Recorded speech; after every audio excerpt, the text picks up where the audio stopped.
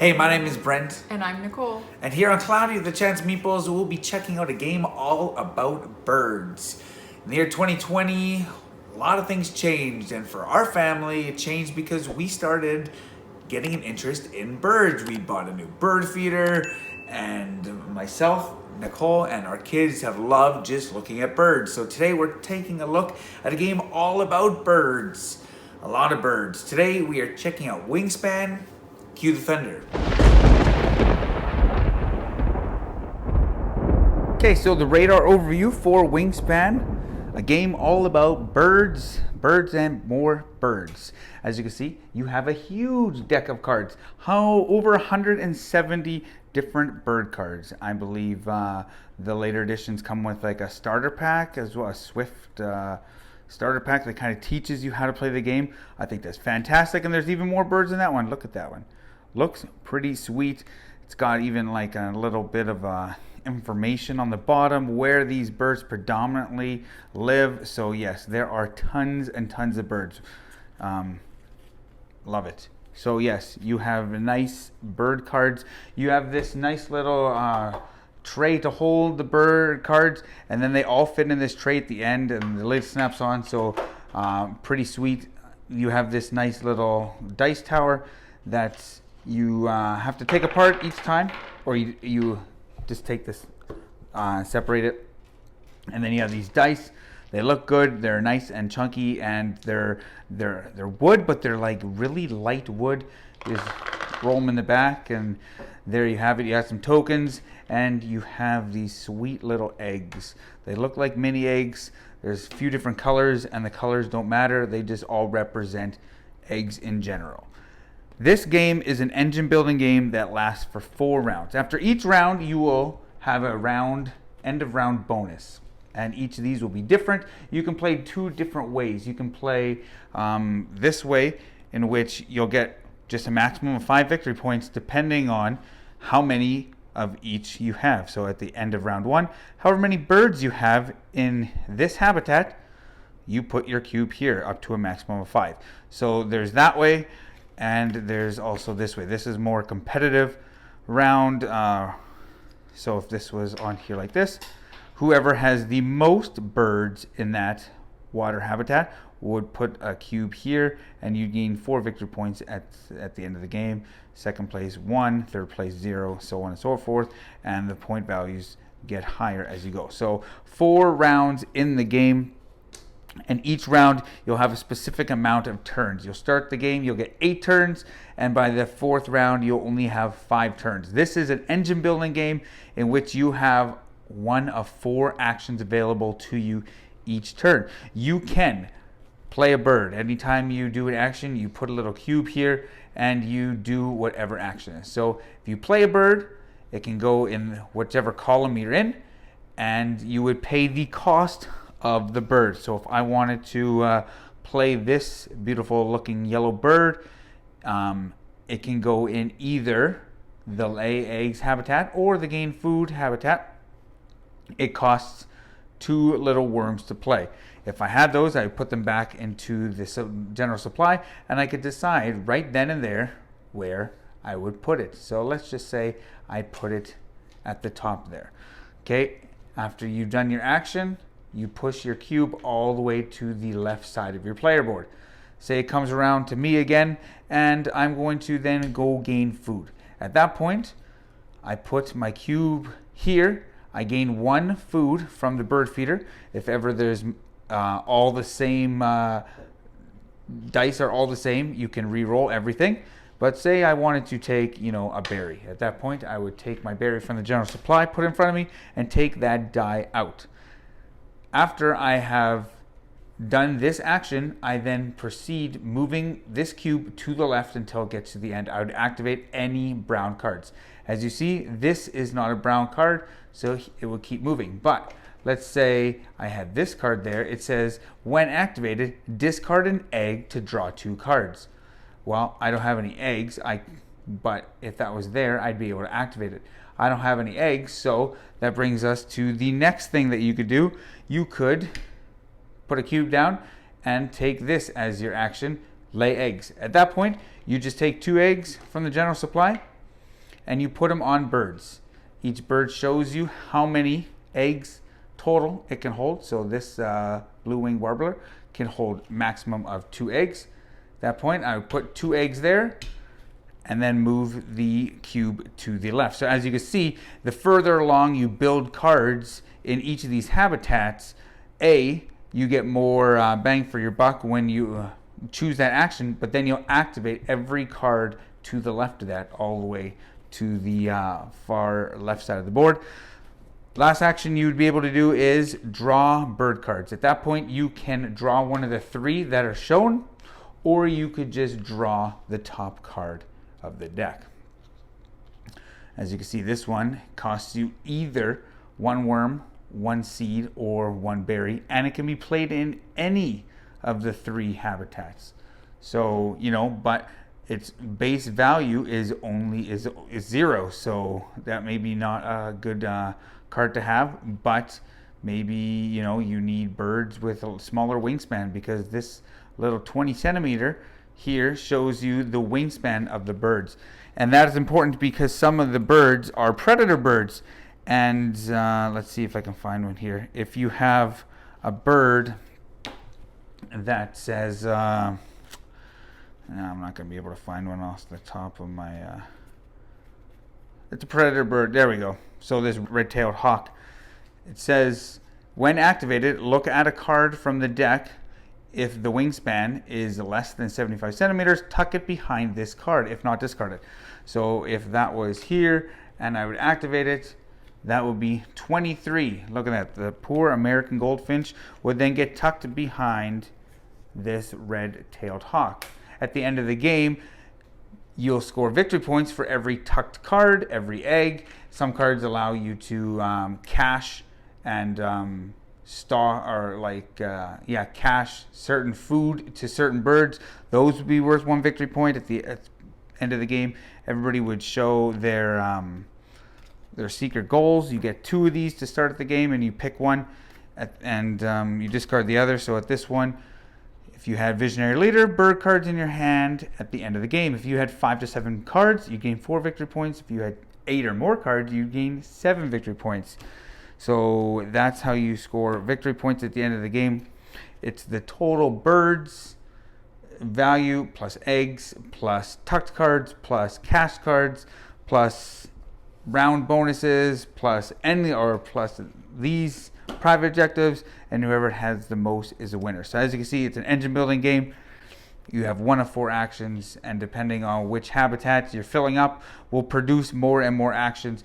I will also say this: if I would want to build a second bird in either of these later on in the game, I would have to pay the cost 1 egg. So as you see, as you fill up your board, it'll cost you more and more eggs to build. So I could put that there.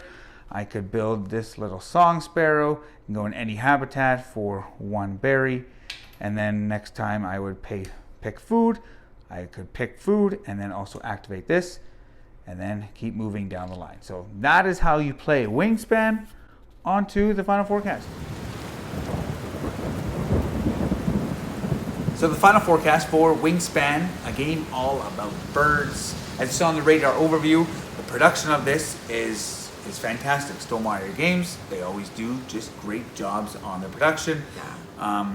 I'll be honest, I haven't played many Stonemaier games. I have played Scythe, and that looks absolutely fantastic, much like Wingspan. So talking about the production quality and the table presence and all that, because that's what people are drawn to games when they see them on the table, and this one draws people in. It's got all those amazing bird cards, over 170 bird cards, all unique. Yeah, the artwork is really nice. All those have, the location as to where those birds predominantly live. It has that, you like that little factoid on the bottom of the card. Yeah, it's really educational. Like, you actually learn real facts. Yeah, I think that's fantastic. So the artwork in this is super, super cool. It's got that nice little dice tower bird feeder. Yeah. That's cool. The dice are cool. The only thing about that dice tower, or that is it? It's a mini. It's like a little dice tower. Yeah. Is that I have no problem with it, but I feel like your hand sometimes is a little awkward in there because it's a little bit small for a man hand. Yeah, putting the dice in the back, they may fall off or whatever. But it's not a problem. It's just a small thing. It is what it is. But yeah, Dice Tower looks cool. Those eggs, you like those eggs. Those eggs are cool. Yeah. They look like mini eggs. They do. Don't eat them.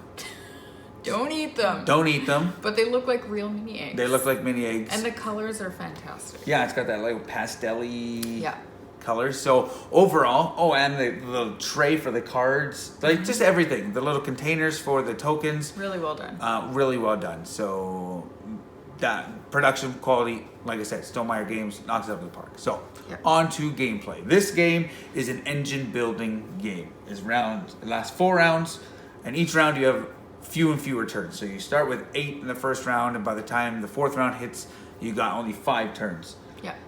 And it's pretty imperative that by round 4, you have a full engine. You gotta have your stuff together. You gotta have your engine, which I feel working smoothly, because you're not. Well, me too. You're not gonna have many turns on that last round. Right. To I'm gonna go collect food. That last round is basically just trying to get as many victory points as you can very quickly. Yes, and I feel the first few games we played, the last few turns was lay eggs, because that is the best way to get points. Yeah, and I don't know if that's correct. No, I don't necessarily think that's correct either, but that's what we've done in the limited plays that we've done.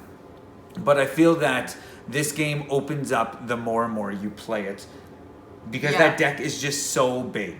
Yeah, and I'm starting, I think I've played it, 6 times? Yeah, maybe? somewhere around there, yeah. And I'm starting to kind of know the cards or what I'm looking for, but not completely. No, I like it that we didn't mention about those private objectives. I personally love private objectives, because it gives me something when I'm playing games. It gives me something to focus on that kind of no one else is focusing on. Yeah. And in games that sometimes seem intimidating, I think that's good for even new players, because it gives you something to... some sort of direction. It gives you some sort of direction, because even the first time we played it, it seemed... It's very straightforward. It's very streamlined, this game. But you have 1 of 4 actions, but it's kind of like, I don't know where to go. But with those private objectives... or which bird do I choose? Yeah, which bird... Yeah, right. Exactly. But with those private objectives, it kind of gives you a little bit of a road to follow. And you can veer off, obviously, or you can just avoid it at all. I have not done well with my private objectives, though. No, and I don't know, I just always love those. So, where was it going? I love the private objectives. A lot of cards. There we go. Just a ton of cards, and we feel like getting eggs on the last couple turns is often what we go to. But as you play this game more, I'm sure it just opens up. It spans, for lack of a better term. Oh man. Oh, I'll leave the bird puns alone now. Anyways, you can't script that.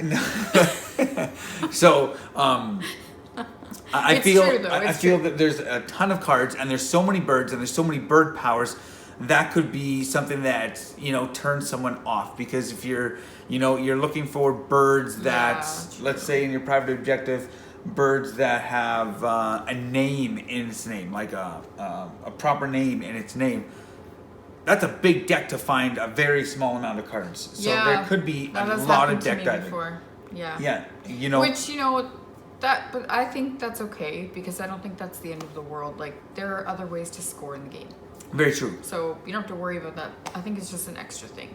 Yeah, just be mindful. One of our favorite games, actually not one of our favorite game is Everdell, and that's something that people critiqued Everdell on, is the deck is so big and you're looking for 1 or 2 cards. I totally disagree with that. And the first, few times you play that, you understand that, but we played that 150 times, and now it's not a problem anymore. It's not a problem. So for those that have played a Wingspan that many times, opposed to we haven't, I can see that it just makes sense that that's not an issue for...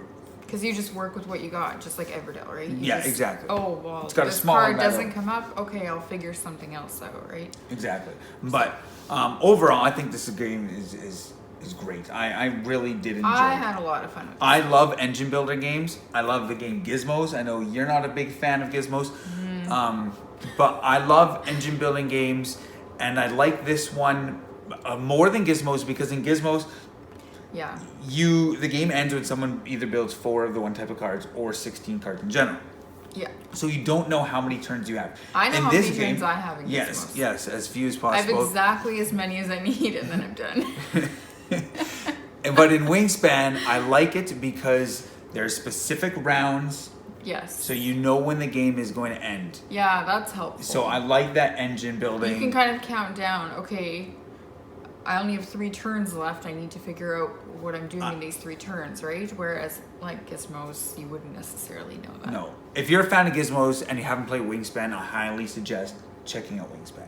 If you like nature, if you like just creation outside. Even if you just like birds, it's If you like really birds. fun. If you love comboing cards or just that engine building, that the first few turns as you prepare, you're comboing kind of slow, and then you have these big turns at the end. If you like things like that, check out Wingspan. I highly recommend it. I'm not a big outdoorsy person. I'll say that right away. But I love watching birds. Last year, in the whole craziness of that is 2020 or was 2020, we bought a bird feeder, and we as a family love sitting at our kitchen table and watching the birds eat. And it's just so cool just seeing that creation and just seeing the birds. And I feel that this is kind of like just looking at birds. It's like bird watching from indoors without the chance of getting pooped on. So, it's a win-win in that regard. So, Wingspan, what would you give this one? I give it 80%. 80% Chance of Meeples? Yeah. You know what? I'm going to go even higher. I'm going to give it a 90% Chance of Meeples. Brent does love this game. I really do enjoy this game. I think, and it could be with more plays, my rating could go higher because the whole deck diving issue would become lower. Yeah, my rating probably would be higher if I played it a lot more. Like next year. Yeah. My rating will be higher probably. Exactly. And you know what? I know they have the 2 expansions, the European birds and the Oceania birds or whatever. More birds. And who doesn't want more birds? Unless you're watching Alfred Hitchcock. Then you don't. Then you definitely do not want more birds. That movie terrifies me. Anyways, my name is Brent. 90% Chance of Meeples. You just ruined it. That is Nicole. 80% Chance of Meeples. Check us out on Facebook. Cloudy with a Chance of Meeples. Remember, grab your umbrella. The forecast is cloudy with a chance of meeples.